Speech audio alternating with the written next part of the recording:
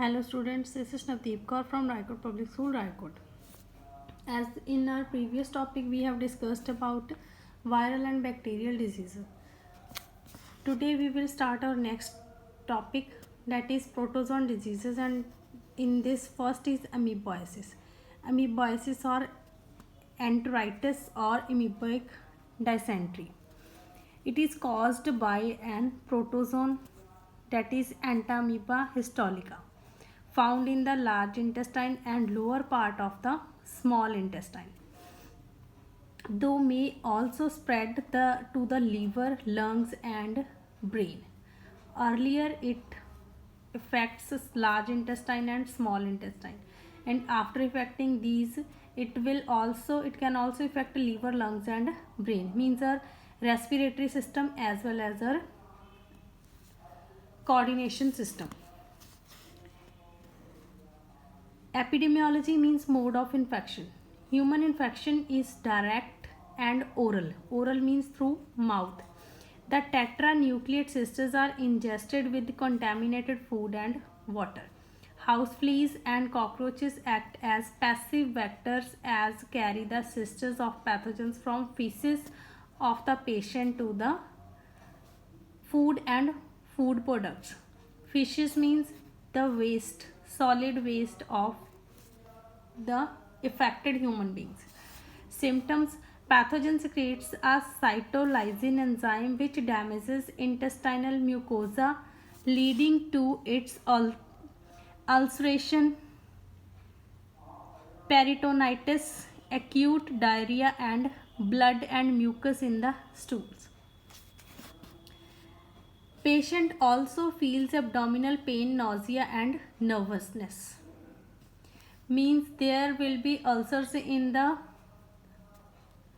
stomach, in the large intestine and small intestine. Acute diarrhea means long time diarrhea. The food will not be digested properly by the affected patient. They will also feel abdominal pain. Nausea means running nose, and nervousness. Nervousness means they don't do their work as with full confidence. This is the pathogen of amoeboisis, that is Entamoeba histolytica.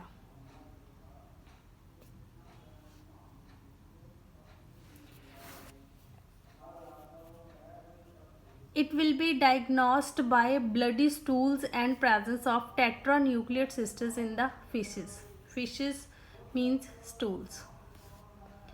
Prophylaxis means treatment. Proper sanitary conditions, proper coverage of eatables to prevent contamination of food by vectors. Proper washing of fruits and vegetables before eating so that the cystis will be removed from the food.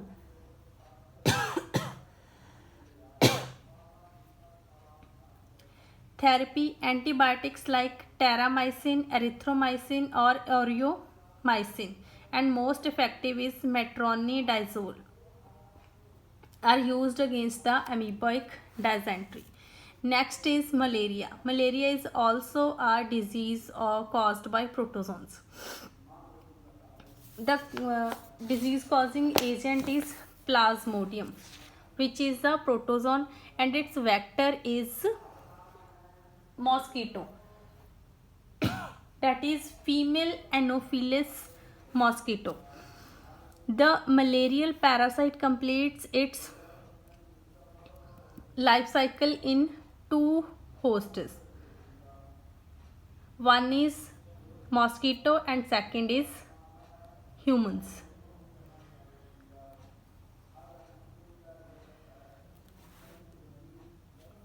This is the life cycle of Plasmodium.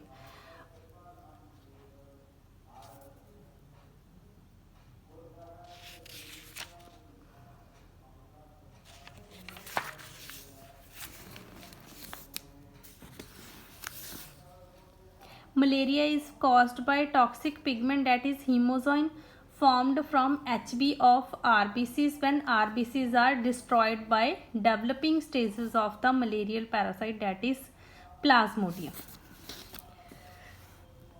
This is the some description about life cycle. Life cycle is, it is digenic. Digenic means it completes its life cycle in two hosts, and it is triphasic. Two hosts, man is secondary and female Anopheles is primary host. Phases of the life cycle are 3, that's why it is triphasic: schizogony, gamogony and sporogony.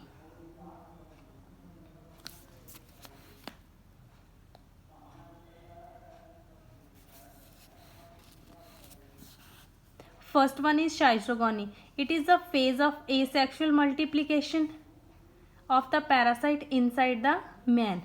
Human infection of Plasmodium is indirect and inoculative, in which the infective sporozoites are injected in the blood of man along with the drop of saliva.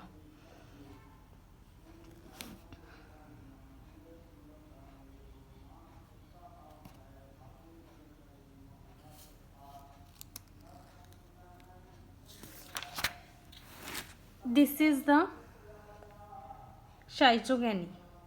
schizogamy ਹੁਣ ਇਹਦੇ ਵਿੱਚ ਕੀ ਹੁੰਦਾ ਰਾਜੇ, ਮਲੇਰੀਅਲ parasite ਹੈ ਜਿਹੜਾ, ਮਲੇਰੀਅਲ parasite mosquito vector ਹੈ ਜੋ ਕਿ ਮਲੇਰੀਅਲ ਪੈਰਾਸਾਈਟ ਨੂੰ ਹਿਊਮਨਸ ਦੇ ਬਲੱਡ ਤੱਕ ਲੈ ਕੇ ਆਉਂਦਾ।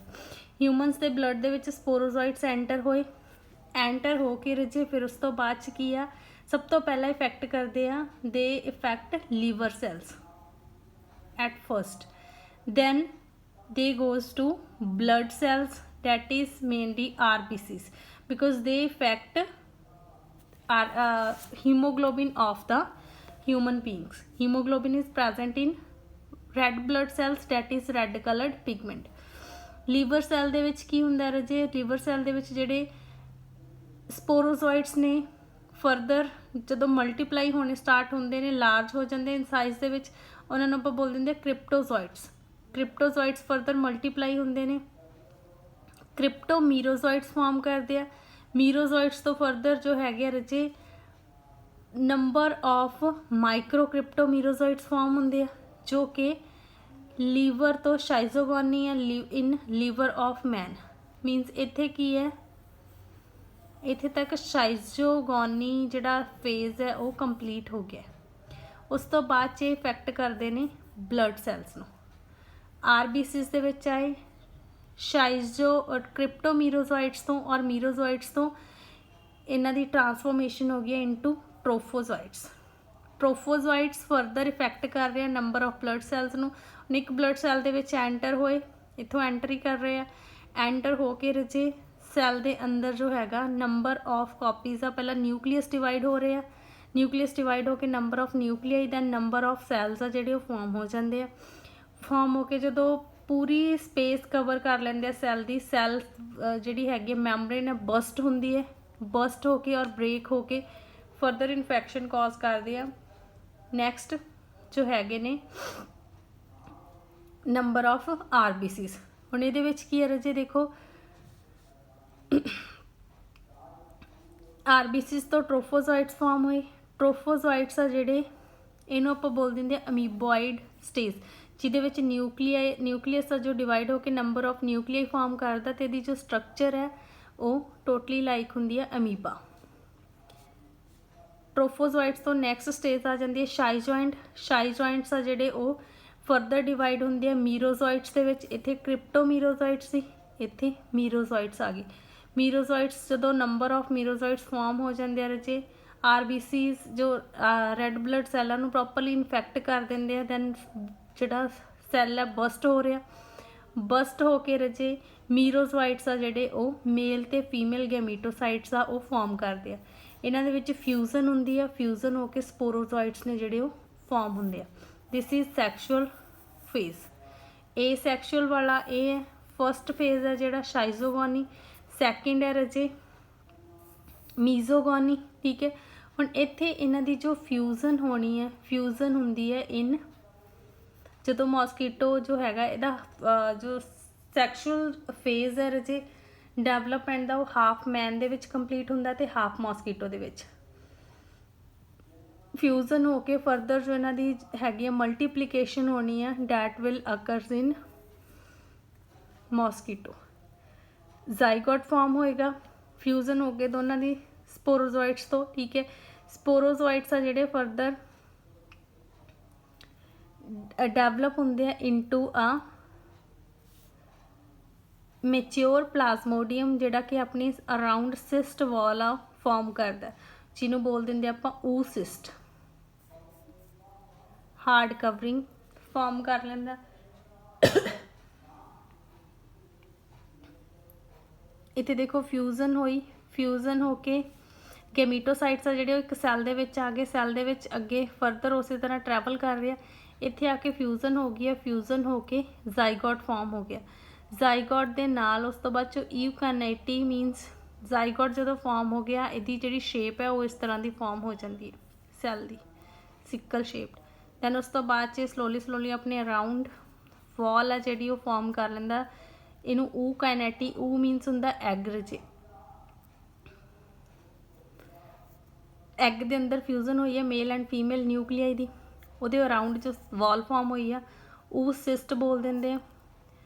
ਦੈਨ ਊਸਿਸਟ ਆ ਜਿਹੜੀ ਫਰਦਰ ਉਹਦੇ ਅੰਦਰ ਡਿਵੀਜ਼ਨ ਹੁੰਦੀਆਂ ਨੇ, ਨੰਬਰ ਆਫ ਜੋ ਹੈਗੇ ਆ, ਇੱਥੇ ਪ੍ਰੋਪਰ ਊਸਿਸਟ ਆ ਜਿਹੜੀ ਉਹ ਫਾਰਮ ਹੋ ਗਈ, ਬਟ ਉਹਦੇ ਅੰਦਰ ਡਿਵੀਜ਼ਨਸ ਆ ਹਾਲੇ ਵੀ ਕੰਟੀਨਿਊ ਨੇ।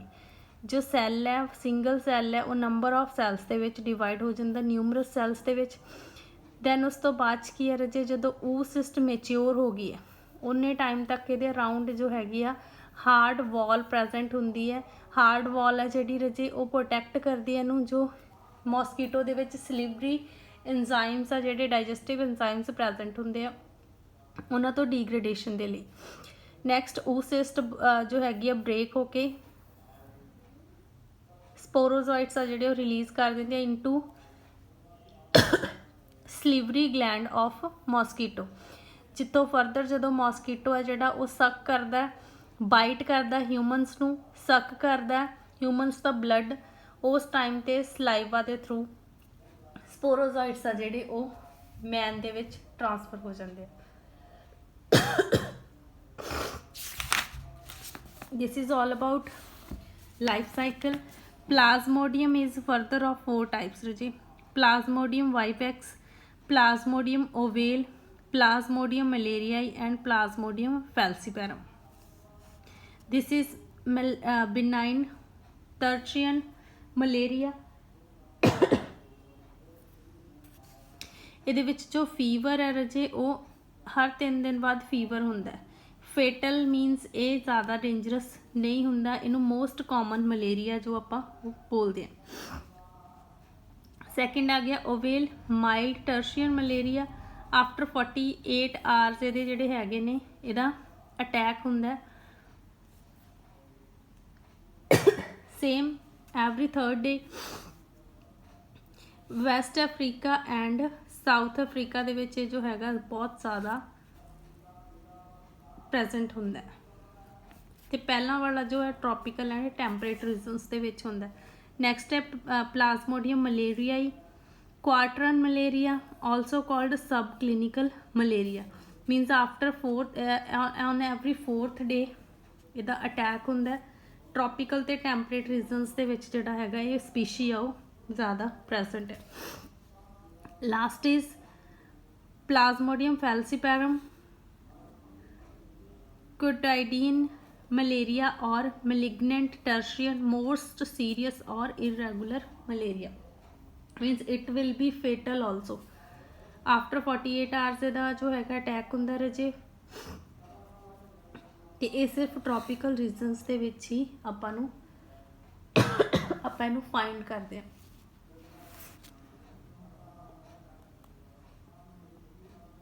Thank you ਬੱਚੇ and have a nice day.